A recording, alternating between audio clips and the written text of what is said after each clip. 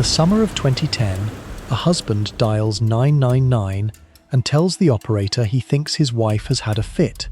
She has epilepsy, he says. He wasn't there when it happened. He just found her. An inquest agrees with him. She is buried, then cremated, and the file is closed within months. 6 years later, a different woman disappears from a different house, 100 miles away. She is found beneath a garage, inside a cesspit, alongside the body of her own dog, and the man who reported her missing. Hertfordshire Police, how can I help? Hello there. My partner has been missing since Monday and not contacted anyone. Said she was going away, hasn't ended up where she said she was going. So we've just decided we should report it.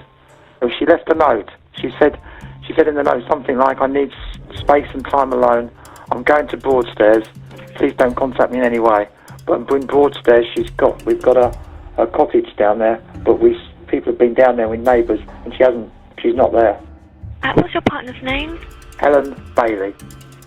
Is the same man who once knelt over his first wife in that garden, already knowing exactly what an epileptic seizure was supposed to look like, and exactly how far short his story would fall if anyone ever thought to check. This is the story of Diane Stewart and the husband who got away with murdering her for 6 years until his second wife's death gave him away. Now, if this is your first time here, I'm really glad you found this channel. Every day I dive deep into real criminal cases, breaking them down piece by piece so we can actually understand what happened and why. If that sounds like something you'd be into, go ahead and hit subscribe. It's free, and it means a lot. Okay, now let's get back to the case. Diane Stewart was 47 years old when she died in the garden of her own home. She had met her husband Ian decades earlier, when the two of them were students together at Salford University in the 1980s.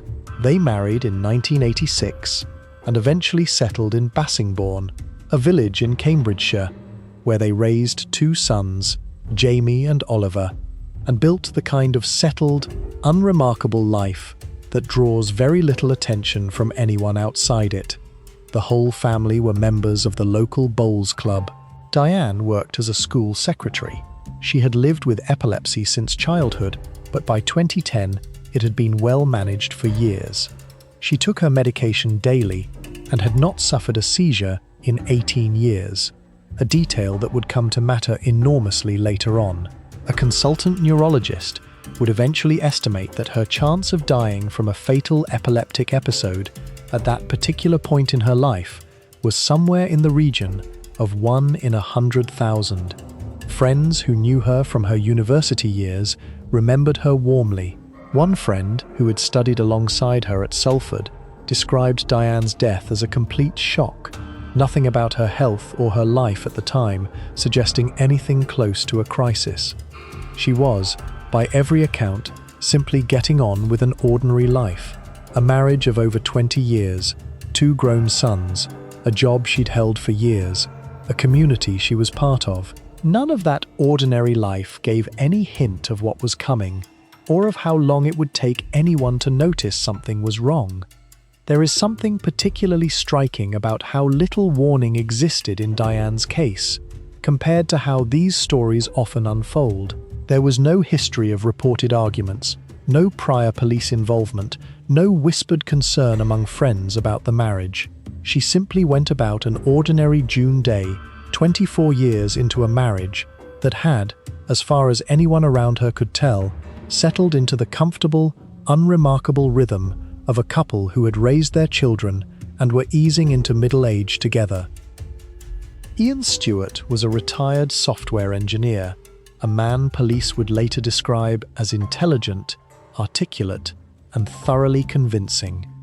He and Diane had been together since their student days, married for over 2 decades by the time she died, with a home, 2 sons, and a shared life that, from the outside, looked entirely stable. A neighbour who lived near the family in Bassingbourn later gave an account that, in hindsight, reads very differently than it probably did at the time. He said he found Stewart a little difficult to hold a conversation with, that Stewart tended to stare over your head or off to the side, rather than meeting your eyes directly.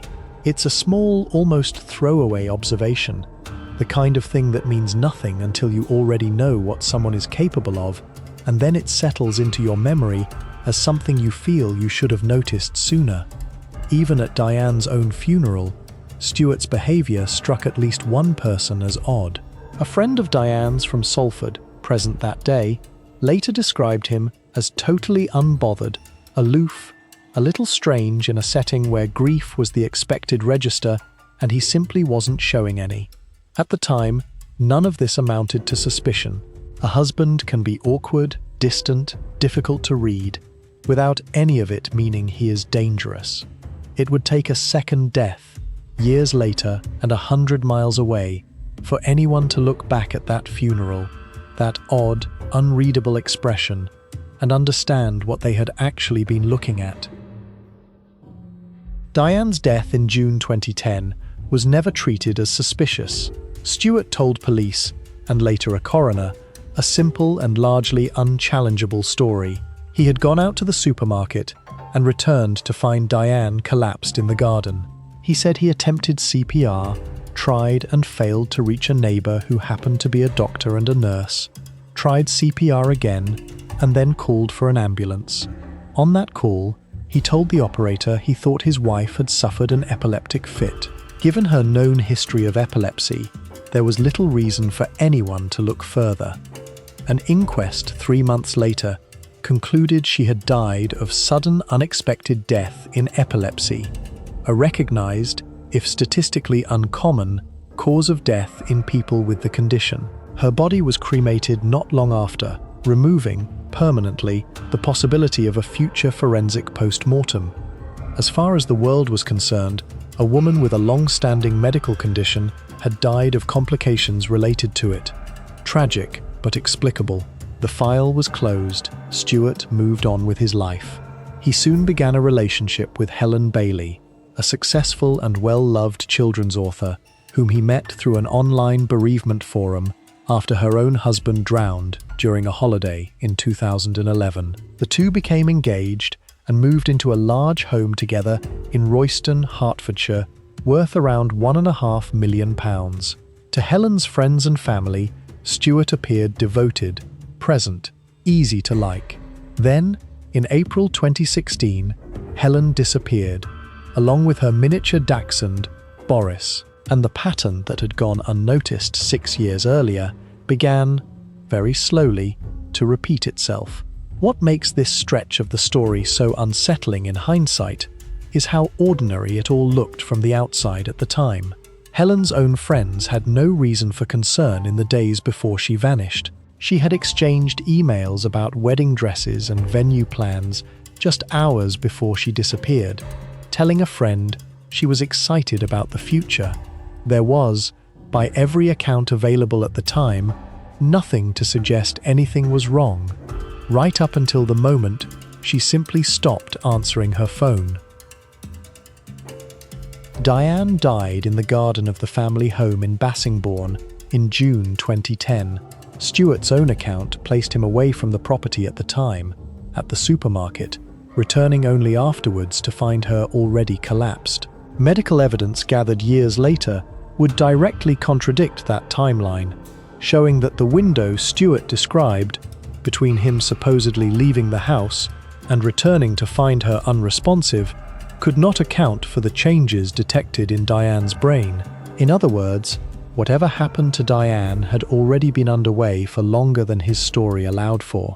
The paramedic who attended that day, Spencer North, would later recall that when he arrived, there didn't appear to have been any effective CPR performed, despite Stewart's claim to the 999 operator that he was carrying it out. At the time, none of this was examined closely enough to raise concern. Diane's death was recorded as natural, her body cremated, and Stewart was left to grieve, or appear to, without challenge. 6 years later, a similar sequence unfolded around Helen Bailey. she vanished from the home she shared with Stewart in April 2016. He did not report her missing for 4 or 5 days, and when he did, he told police she had left a note asking for some space. For the following 3 months, Stewart played the role of a worried partner, even taking part in efforts to search for her. All the while, her body and the body of her dog lay hidden inside a cesspit beneath the garage of their own home, only discovered in July 2016, after a friend of the family mentioned the tank's existence to investigators. At trial, prosecutors alleged that Stewart had spent months secretly administering the sedative Zopiclone to Helen before her death, and that she had most likely been suffocated while sedated. Her family recalled unusual episodes of drowsiness and memory lapses in the weeks before she disappeared, details that, at the time, nobody connected to anything sinister. In February 2017, Stewart was convicted of her murder, along with charges of preventing a lawful burial, fraud, and perverting the course of justice. The fraud charge relating to money he had moved out of Helen's own bank account after she vanished. It was only after this conviction, once detectives began reviewing Stewart's history in full, that the parallels with Diane's death 6 years earlier became impossible to ignore. One detail from the Helen Bailey case, raised by her own brother during the trial, has stayed with people who followed the story closely. Years before her death, on his only visit to the Royston property, Helen had joked to him that the old well and outbuildings in the garden would be a good place to hide a body, apparently within Stewart's hearing at the time. It was a passing remark, the kind of dark joke people make without a second thought. Nobody in that garden that day could have known how literally it would eventually come true. What makes this case unusual, from an investigative standpoint, is that the second crime is what unlocked the first. Diane's death in 2010 had already been closed, examined by a coroner, and formally attributed to natural causes. Reopening it required detectives to go back and ask a much harder question than usual. Not what new evidence exists, but whether an old, settled conclusion might have been wrong all along. Cambridgeshire police were careful, at the outset, about how they framed this. A senior investigating officer explained publicly that this was not initially a murder investigation, but a re-examination of a sudden and unexpected death, a distinction that matters both legally and in how much certainty investigators had going in. What drove that re-examination was pattern recognition, rather than any single piece of forensic evidence. 2 women, both connected romantically to the same man, both dying or disappearing in circumstances where Stewart was the only person present, or the one who reported them missing, and both leaving behind money or assets that ultimately passed to him. Once the case was reopened, medical expertise became central to rebuilding what had happened in 2010.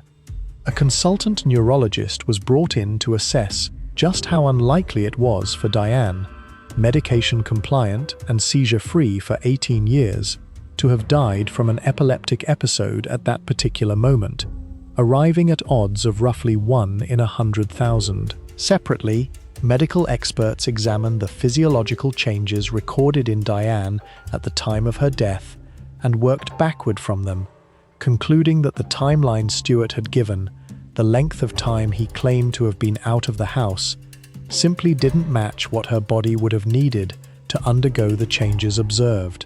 It directly undercut the alibi he had relied on, uncontested, for 6 years. The paramedics' recollection that CPR did not appear to have been genuinely performed added a further layer, echoing almost exactly the same detail that would later be scrutinized in Helen Bailey's case. In both instances, Stewart's outward performance of trying to save the woman in front of him did not match what trained professionals observed once they arrived. The one piece of evidence permanently out of reach was Diane's body itself. Because she had been cremated shortly after her death in 2010, no forensic post-mortem was ever possible. The case against Stewart for her murder had to be built entirely around circumstantial and medical evidence, expert testimony, timeline analysis, and pattern, rather than any direct physical proof recovered from her remains. That the prosecution secured a conviction under those conditions says a great deal about how thoroughly the surrounding evidence had to be assembled. Nothing that follows is a clinical diagnosis of Ian Stewart. It is drawn only from what was said about him in court and by the detectives who investigated him, offered as an attempt to understand the pattern rather than to label the man. The description that recurs most often, from the people who dealt with him professionally, is manipulation, not in the loose, everyday sense of the word, but as a specific, observed skill. The detective who led the investigation into Diane's death called him a master manipulator, someone capable of controlling the people around him, constructing a narrative out of lies, and then sustaining that narrative for days, weeks, and in this case, years. That is a very particular kind of discipline. Most people who lie to cover a crime struggle to keep the story consistent over time, under pressure, across multiple audiences. Stewart maintained his version of Diane's death, without visible cracks, for 6 full years, through a funeral, an inquest, a cremation, a new relationship, and an engagement. That same capacity showed up again, almost identically, in how he behaved after Helen disappeared. He waited days before reporting her missing. He then offered an explanation, a note asking for space, that discouraged urgency rather than inviting it. For 3 months afterwards, he performed concern, convincingly enough, to take part in the search for a woman whose body was, the entire time, in the ground beneath his own garage. When finally confronted with an accusation of murder, rather than confessing or falling silent, he constructed an entirely new story, that Helen had been kidnapped by 2 men he named, a fabrication detailed enough to require its own rebuttal at trial. What connects both cases isn't rage or a single moment of loss of control. It's control itself, sustained deliberately, before and after each death. The financial dimension reinforces this reading. Diane's death left Stewart nearly £400,000 better off. Helen's death was described by prosecutors as financially motivated from the start, targeting an estate worth around £4 million. In both relationships, the women involved were, by the accounts given at trial, kind, trusting, and in Helen's case, increasingly unwell in ways nobody around her fully understood until much later. Stewart's pattern appears to have relied precisely on that trust, and on nobody having any reason, the first time, to imagine that a quiet, awkward, unremarkable husband might already have done this before. It's also worth pausing on how Stewart behaved once he was finally in custody for questioning over Diane's death. Footage from that arrest shows him swearing and dismissing the investigation as rubbish while being driven to the police station, and once there, he answered almost none of the questions put to him. That refusal to engage is, in its own way, consistent with everything else known about him. A man who had built his entire escape from scrutiny on carefully chosen words, offered only when they served him, and who understood, perhaps better than most, that silence leaves far less to be picked apart than a story. This case sits alongside a small but troubling category of British homicides, sometimes discussed under the label of serial spousal killing, where a perpetrator's first act of violence goes entirely undetected, treated as tragedy rather than crime, and only comes to light because a second, unrelated victim happens to be found. It's a sobering thought for anyone interested in how justice systems actually catch people like this. Diane wasn't failed by careless investigators cutting corners. Her death was assessed, at the time, by the standards reasonably applied to a death with a known, documented medical explanation. The system worked exactly as designed, and it still took another woman's murder to correct the record. The detail in this case that tends to unsettle people most isn't the cesspit or the drugging, or even the fabricated kidnapping story. It's the 6 years in between. 6 years in which Ian Stewart lived an entirely normal life, formed a new relationship, moved into a new home, and was, by every external measure, simply a man who had lost his wife young and eventually found love again. Nobody suspected him. Nobody had reason to. A death certified by a coroner, backed by a known medical condition, closed the door on Diane's case as thoroughly as any legal process can close a door. That raises an uncomfortable structural question about how deaths like Diane's get reviewed in the first place. Sudden, unexpected death in epilepsy is a real and recognized phenomenon, and treating a genuine case of it as suspicious by default would be neither fair nor practical. But this case sits at the edge of a much broader concern within pathology and criminal justice. How many deaths, certified quickly and confidently based on a plausible pre-existing condition, are never looked at again unless something entirely unrelated forces investigators to go back? Diane's case wasn't reopened because of new evidence about her own death. It was reopened because the same man went on to kill someone else in a far more undeniable way. Without Helen Bailey's murder, there is a very real possibility Diane's death remains, to this day, a closed file, an unremarkable entry in a coroner's record from 2010. There's also the matter of how the courts ultimately weighed Stewart's overall culpability. He was originally handed a whole life order for Diane's murder, the most severe sentence available in England and Wales, only for the Court of Appeal to overturn it, ruling that a single murder, viewed on its own, without reference to the second killing that followed it, did not meet the threshold of exceptional seriousness required. It's a legally careful, procedurally sound decision. It is also the kind of ruling that can feel deeply uncomfortable to sit with from the outside. A court concluding that murdering one wife in isolation does not quite rise to society's very highest level of condemnation, even when that same man went on, years later, to do it again. Diane Stewart's death was never meant to be investigated at all. For 6 years, it sat quietly in the past as a tragic but explicable loss.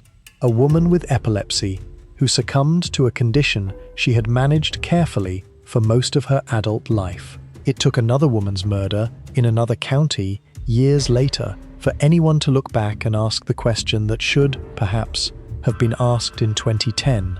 Her 2 sons, Jamie and Oliver, sat through their father's trial and heard him describe, in his own words, finding their mother collapsed in the garden, the same story he had told them as boys. It was that same jury, weighing his account against the medical evidence eventually built years later, who finally gave Diane the outcome her family had never been able to pursue at the time, a formal recognition, in a court of law, that her death had not been what everyone was told it was. Money that had passed to Stewart following Diane's death was later ordered returned to their sons, a small, practical measure of justice attached to a loss that no court order could ever fully repair. If you want to understand how a case this deeply buried finally comes back to the surface, sometimes not through a single breakthrough, but through one death forcing investigators to reconsider another, that's exactly the kind of story you'll find broken down on this channel every single day. If that's something you're into, hit subscribe. It's free, and it genuinely means a lot. Thank you for watching.